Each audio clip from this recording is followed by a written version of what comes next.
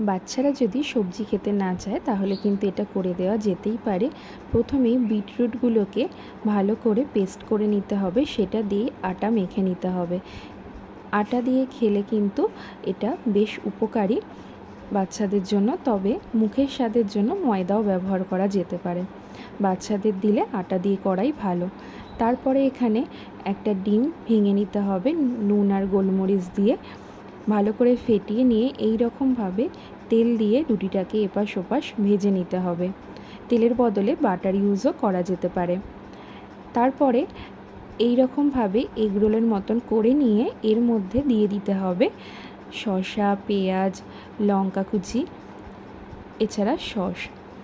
এরপরে আমি এর মধ্যে দিয়ে দিলাম কাসুন্দি, তারপরে এগরোলের মতন করে দিলাম। খেতে কিন্তু অসাধারণ লাগে। কালারফুল হলে কিন্তু বাচ্চারা যে কোনো জিনিস খেতে পছন্দ